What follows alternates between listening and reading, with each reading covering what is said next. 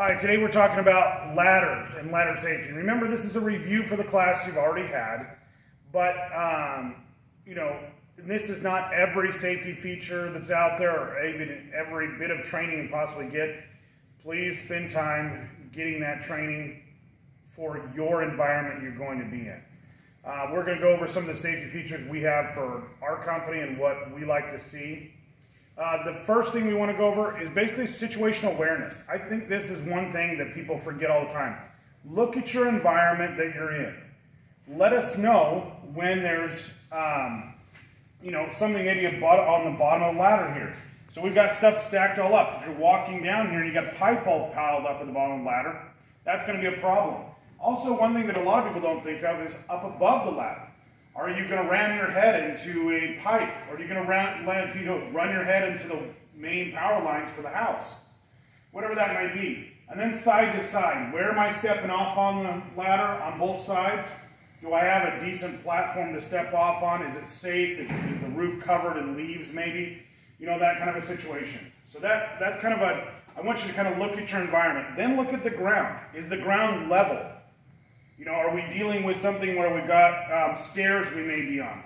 Try to find your level of space we possibly can. Remember, an inch here, by the time we get up at 32 feet, maybe even a foot off. So try to find something very level. If possible, use the ladders with the ladder stabilizers on them. Something that can adjust for the uneven ground. Now when it comes to next is a really important one. This should be every single day. Inspect your ladders. Making sure that the rungs are in good shape. We don't have any busted rungs. The fiberglass is in good shape. The feet don't have the rubber missing on them. We don't have any damage down there, any parts that are rusted out. Some parts can be replaced. We can replace the feet. We can replace locks. We can replace rubber bumpers and things like that on ladders. If a ladder becomes damaged, it must be destroyed. So bringing it back, make sure you're talking to your safety officer at the company and make sure they're the ones making the decision on whether it needs to be thrown away or repaired. But if the ladder is damaged, it needs to be pulled off the truck and tagged, like we've talked about in the last few weeks. Tagged as damaged, don't use. Okay? Now, another thing that we want to worry about when we first get started is electrical safety. Mainly, we are an electrical company. We work around electrical hazards all the time. Aluminum ladders are not something we want to use unless you're one of the site owners, maybe one of their 32-foot ladders where they're not doing any electrical work or anything from that, and they're going to be able to use that. Aluminum ladder can be very dangerous if you get connected to any electricity. So no aluminum ladders. We want to make sure that that ladder is set up for the environment you're in. So, meaning that I don't want to be working off an aluminum ladder if I'm working on electrical, maybe electrical light, something like that. We want to make sure we're using fiberglass ladders. Now, as far as design of ladders, we use about 3 different types here.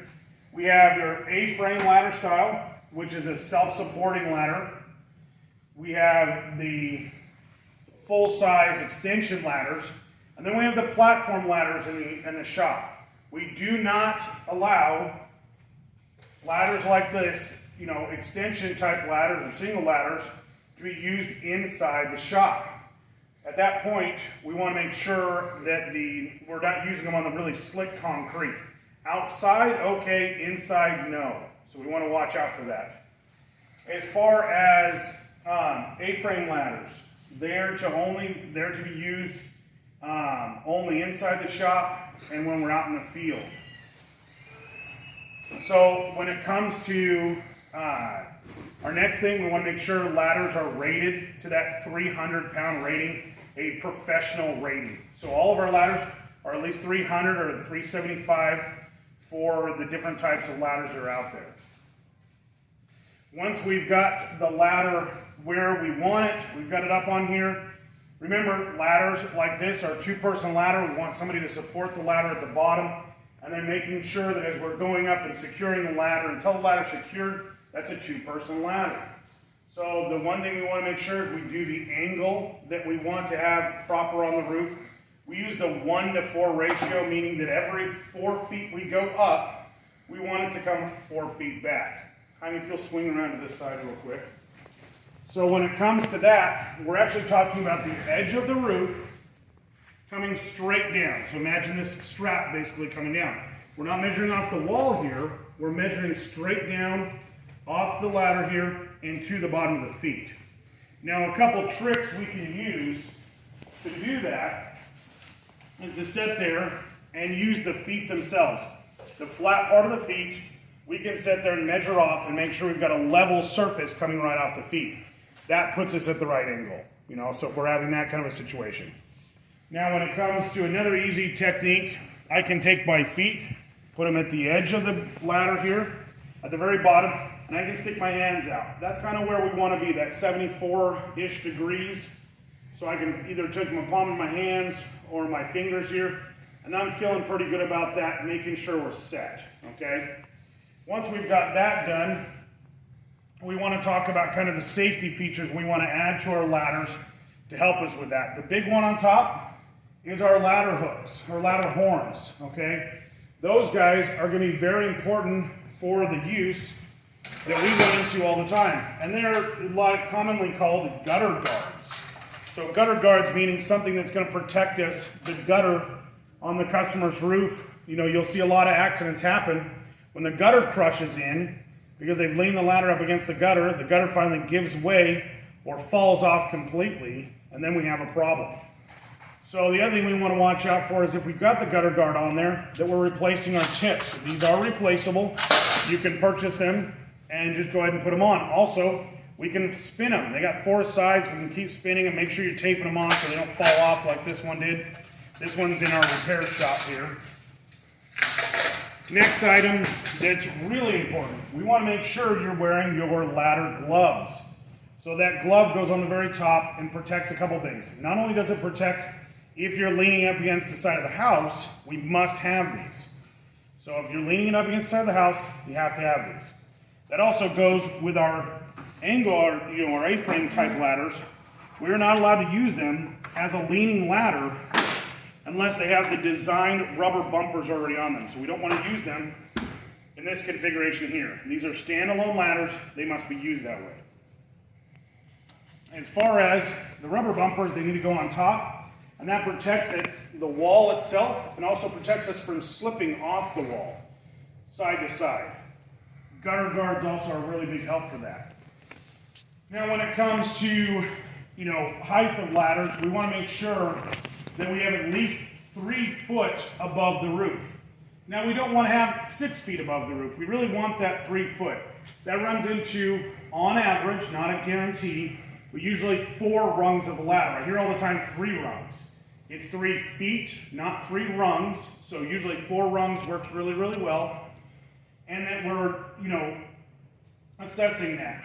On our A-frame ladders, you'll see most of our ladders are rated for the top platform and the step just below that to not be used as actual steps.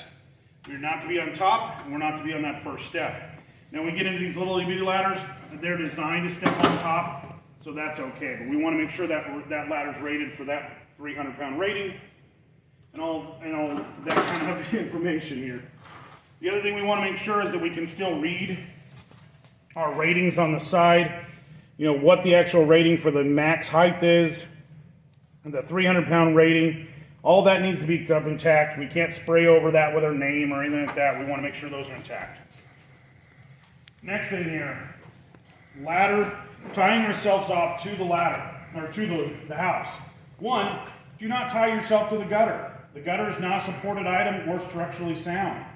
So we want to make sure we're grabbing into part of the framing here. Now the way we have our system is that the ropes are slidable. People always want to sit there and go, oh my gosh, why is it sliding? Well, it slides based on how I'm going to tie it to the house. If I'm tying to one of the joists coming down, I can tie it this way and I pull directly to the ladder. If I'm tying to a fascia board, and I know the fascias can handle that, you don't want to be tying to the little 1/2-inch stuff, but if you're tying to a full-size piece that's been nailed in properly, I can move my straps out here to the edge and pull directly on it, okay? Now, we want to make sure we're using one of the full-size clamps. Now, the clamp we have up on this one here is for our demonstration wall. It's really, really small. We want to make sure we can get that handle locked down and twist that guy to really make sure we can crank it down. And again, making sure we're facing the hook towards us. So we don't want it like this, and then when we jerk on it the first time, it slides and we pop out 3 or 4 inches. We definitely don't want that. Any ladder that is going to be stepped off of onto the roof needs to be tied down. And that's where we get into a rated strap. Our straps are rated for a minimum of 350 pounds. Most of them are 500 pounds. We want to loop underneath the rung that's 45 degree angles down. So we don't want to go to the first rung we come to. We want to go to that second rung.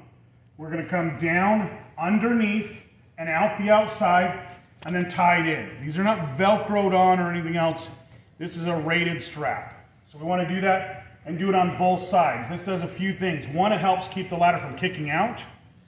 2, it helps the ladder from going side to side, and it doesn't allow the ladder to come backwards. So we really want to make sure we always are installing that if we're using it to step off the roof. If we're just leaning up against the house, the rubber guards are enough. Now when it comes to ladder storage, this is another one that I see a lot of people taking and damaging their ladders based on how they tie them down to the trucks and where they leave them in the shop. When you're tying them down, do not crank them down until you're actually hearing the ladder crack under the pressure. We want to make sure that that ladder is stored properly and as much as possible left out of the sun. Once they get to a point of where they're faded out too bad and you can't read the labels on the ladder, that would definitely be a time the ladder needs to be taken out of service and disposed of. If a foot's broken, take it out of the service until it's fixed. We want to make sure you're safe here. Follow these rules. They will keep you safe. If you guys have any questions, as always, hit us up with any of your questions. Again, this is an overview. This is not every bit of ladder safety. Keep in mind of how you're taking care of your own safety. That's really your job. The job of the company is make sure you have the proper equipment, but to you to make sure you have the things you need on your truck checked, inspected, and properly, in working order to make that happen. So as always, guys, have a great day and thank you very much.